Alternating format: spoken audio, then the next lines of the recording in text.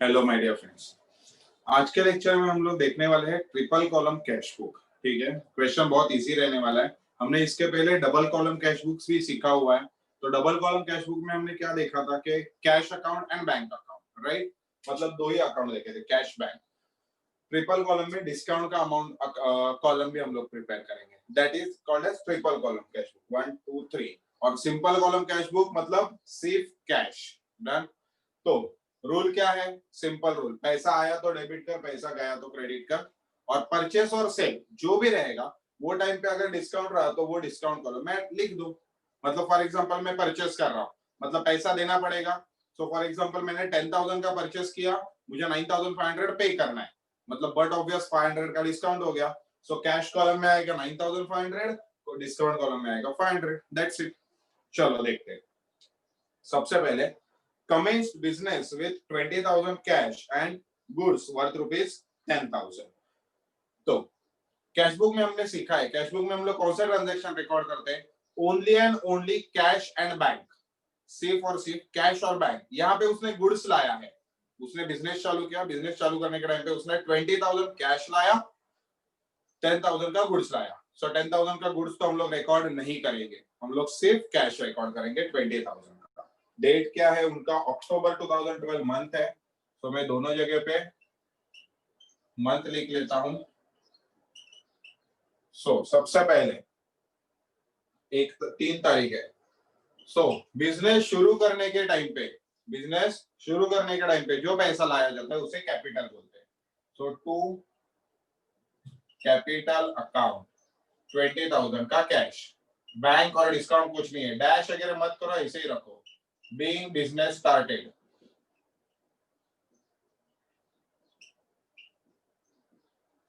Next open, very important, देखो।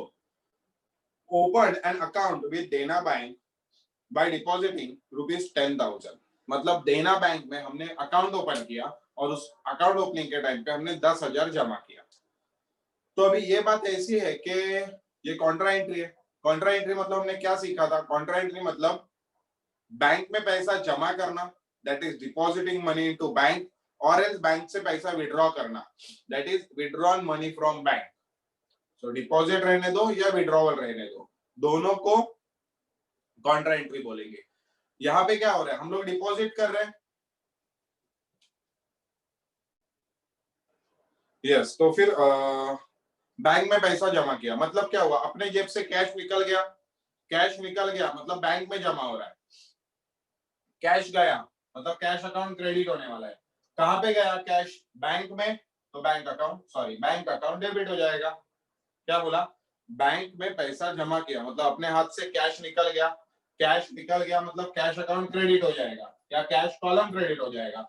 और पैसा कहां पे जा रहा है? बैंक में, तो बैंक डेबिट हो जाएगा। देखो 10,000 है, तो यहाँ पे डेट क्या है उन्होंने दिया हुआ? 3rd। तो यहाँ पे 3 तारीख को कैश कॉलम में मैंने 10,000 लिखा, तो यहाँ पे मैं लिखूंगा बाय बैंक अकाउंट। जब भी कॉन्ट्रा एंट्री आएगा यहाँ पे सी लिख दो, और कैश कॉलम लिखा है तो इधर बाय बैंक लिखना है। इधर बैंक में पैसा चला गया मतलब बैंक डेबिट हो गया, तो यहाँ पे लिखेंगे to cash account. Cash bank column है तो टू कैश आया, कैश कॉलम है तो बाय बैंक आया। Being account opened, simple. Contra entry के लिए सी, ये सी लिखना जरूरी है। Being account open. Next, place an order with Kapil and company for purchase of goods worth rupees 10,000 at 20% trade discount. मतलब क्या? हमने गुड्स परचेस किया हुआ है कपिल से 10,000 का, और उसने हमें 20% का ट्रेड डिस्काउंट दिया। तो फिर 20% ट्रेड डिस्काउंट पहले हम कैलकुलेट कर लेंगे। 10,000 का 20% आएगा 2,000, मतलब वो 2,000 का डिस्काउंट माइनस हो जाएगा। और हमें इसमें कैश डिस्काउंट रिकॉर्ड करना है। ये जो डिस्काउंट कॉलम है इसमें हम लोग कैश डिस्काउंट रिकॉर्ड करेंगे। ट्रेड डिस्काउंट सिर्फ कैलकुलेट होगा, डिस्काउंट कॉलम में रिकॉर्ड नहीं होने वाला है, राइट? तो यस, सो 10,000 माइनस 2,000 का ट्रेड डिस्काउंट मतलब आया 8,000। 8,000 का हम लोग गुड्स परचेस कर रहे हैं। सॉरी सॉरी सॉरी, देखो हाँ लाइन क्या है, प्लेस्ड एन ऑर्डर। अभी ऑर्डर प्लेस करना और गुड्स एक्चुअल में रिसीव होना, इसमें बहुत फर्क है। प्लेस्ड एन ऑर्डर का एंट्री नहीं आने वाला है, सो आप ये नोटबुक में नोट करके रखना। प्लेस्ड एन ऑर्डर लिख दो, placed an order dash no entry. So यहाँ पे इसका एंट्री नहीं आएगा, राइट। तो ये मैं स्किप कर रहा हूं। आगे, रिसीव्ड गुड्स फ्रॉम कपिल, अभी उसका एंट्री आएगा। And paid them cash for half the goods. मतलब क्या, देखो यहाँ पे आपको कैलकुलेशन दिखा देता हूँ।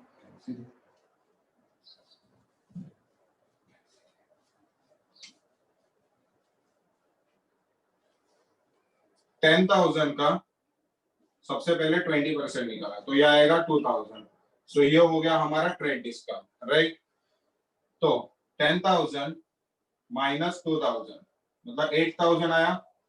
फिर ये 8,000 में से हाफ अमाउंट कैश में पे हो रहा है, that is cash. So but obvious जो हाफ अमाउंट है वो क्रेडिट है, मतलब उधारी, राइट। हमें कैश बुक में सिर्फ और सिर्फ यही रिकॉर्ड करना है। हम लोग क्रेडिट ट्रांजैक्शन रिकॉर्ड नहीं करते, पर्टिकुलरली इन कैश बुक। उसके लिए परचेस बुक, सेल्स बुक आगे बनेगा। तो 10,000 का गुड्स, 2,000 का डिस्काउंट माइनस कर दिया, 8,000 आया। 8,000 में से हाफ अमाउंट पेड इमीडिएटली, हम लोग सिर्फ ये हाफ अमाउंट रिकॉर्ड करेंगे। ये जो 4,000 का क्रेडिट है वो क्रेडिट यहाँ पे रिकॉर्ड नहीं होगा। तो देखो परचेस कर रहे हैं मतलब पैसा गया, तो यहाँ पे क्रेडिट में आया। बाय परचेस हमने क्या रूल पढ़ा है पहले, कैश आया तो डेबिट, गया सो क्रेडिट। क्या बोला, कैश आया तो डेबिट, गया सो credit, being goods purchase. Date है 3। आगे, सॉरी ये 4 है। Next, sold goods worth rupees 8,000 to Sachin at 10% cash discount if cash is received immediately। आगे दिया है received cash from him in full settlement, मतलब उन्होंने बोला है कि 8,000 का गुड्स बेचना है, 10% कैश डिस्काउंट देना है। कैश डिस्काउंट तभी देंगे अगर उसने हमें इमीडिएटली पैसा दिया। और आगे उन्होंने कंटिन्यू किया है कि यस उसने हमें इमीडिएट पैसा दिया।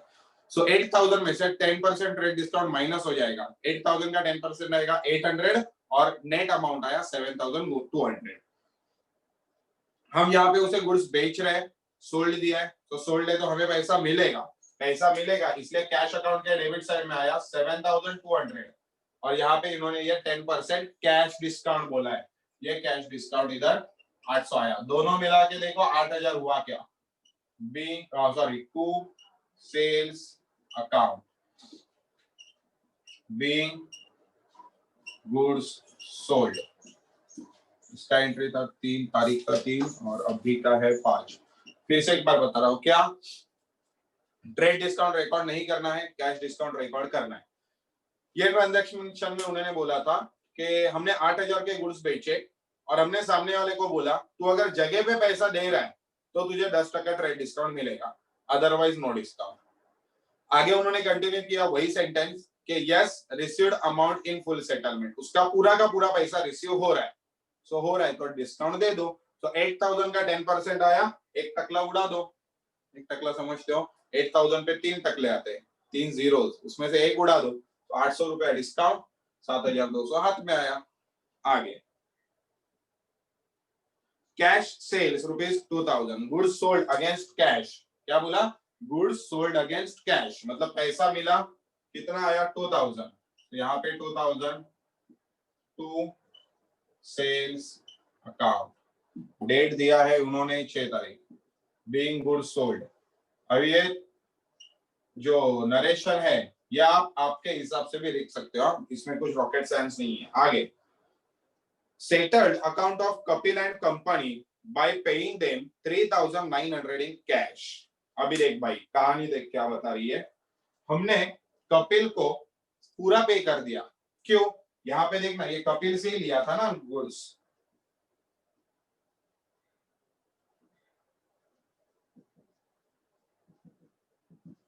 कपिल से गुड्स खरीदा था 4,000 तो दे दिया था, 4,000 अभी भी देना बाकी था, मतलब ये क्रेडिट, तो इसके लिए हमने उसे 3,900 पे किया, मतलब देयरफॉर 100 क्या हुआ रे, सॉरी 100 क्या हुआ, डिस्काउंट। आज समझ रहे हो, उसे हमें पे करना था 4,000, जो हमने पे नहीं किया था, तभी पे नहीं किया इसलिए तभी रिकॉर्ड नहीं हुआ, तभी पे नहीं किया इसलिए तभी रिकॉर्ड नहीं हुआ। हम लोग उसे अभी पे कर रहे हैं, कौन से तारीख को, 8 तारीख को। सो अगर 8 तारीख को पे कर रहे हैं तो कितना पे किया, 3,900, मतलब उसने हमें 100 रुपए का डिस्काउंट दिया, राइट। सो देखो यहाँ पे 8 तारीख आएगा, by Kapil and company, cash कितना गया 3,900, डिस्काउंट कितना आया 100, बीइंग पेड टू कपिल, खत्म।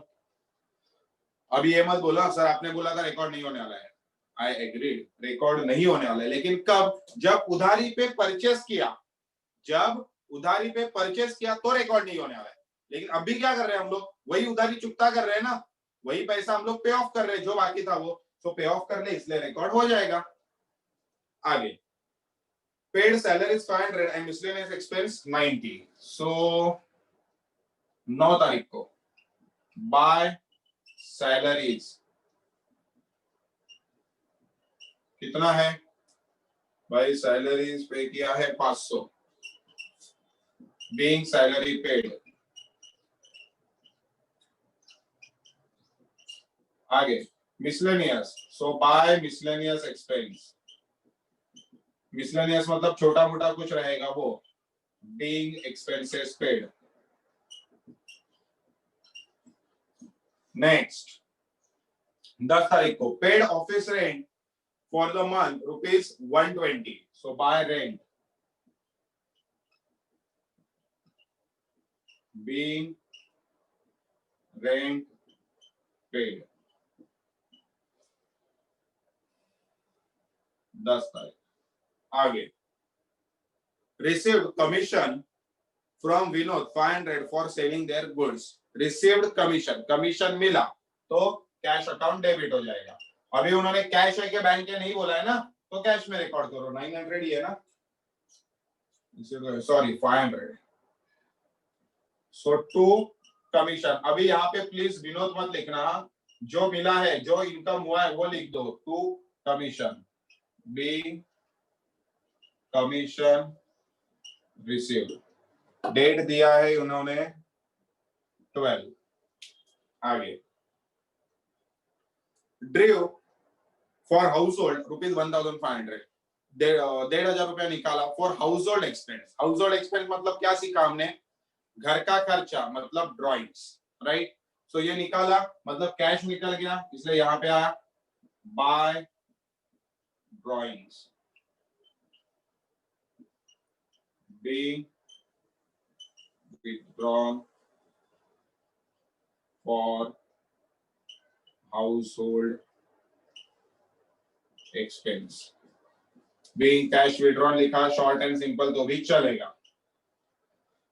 Last one paid to Ajay and company ₹4,900 in full and final settlement of their dues of 5,200, मतलब अजय एंड कंपनी को हमें देना था 5,200, अजय को हमें देना था 5,200, लेकिन हमने फुल एंड फाइनल सेटलमेंट में कितना दिया 4,900, मतलब उसने हमें कितने का डिस्काउंट दिया 300 रुपए का, समझ रहे हो, 5,200 देना है, 4,900 दिया, 300 का डिस्काउंट पे कर रहे हैं, मतलब पैसा जाएगा तो यहाँ पे आएगा by Ajay and company, cash में आया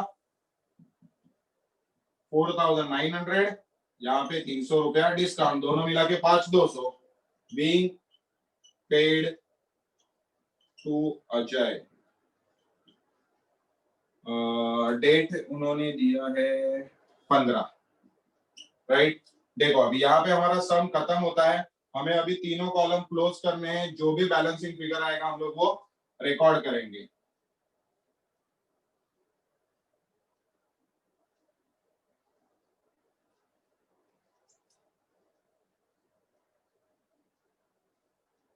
देखो सो कैश का डेबिट का टोटल कितना है ये कितना आएगा 9,200 7,700 9,700 29,700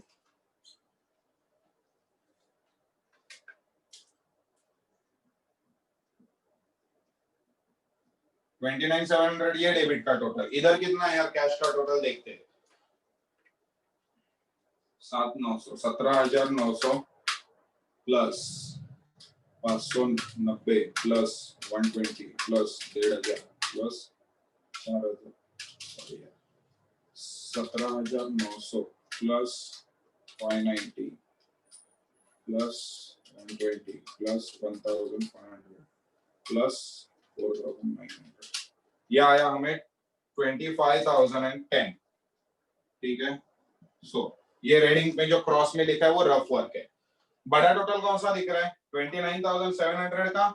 जो बड़ा टोटल है वो दोनों साइड लिख लो, जो बड़ा टोटल है वो दोनों साइड लिख लो, उसमें से ये माइनस कर दो, मतलब माइनस 29,700 माइनस 25,010 4,690 4,690 यह है हमारा बैलेंस। इसे लिखेंगे by balance carried down.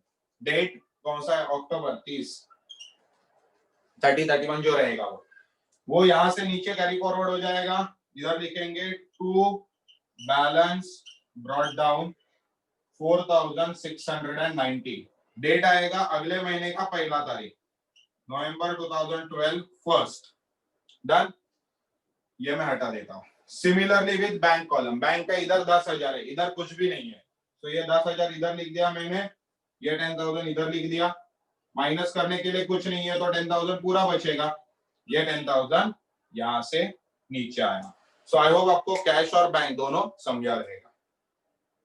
Cash discount का टोटल है इधर 800 और इधर 400। डिस्काउंट का बैलेंस मत निकालो, जितना डेबिट का टोटल है डेबिट में लिख दो, क्रेडिट का टोटल है क्रेडिट में लिख दो और खत्म।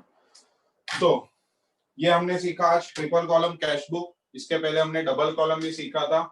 डबल कॉलम और ट्रिपल कॉलम में कुछ भी फर्क नहीं है, सिर्फ जहां पे डिस्काउंट आएगा कैश डिस्काउंट पर्टिकुलरली वो डिस्काउंट रिकॉर्ड करो और सब खत्म हो जाएगा। चलो then bye bye, take care.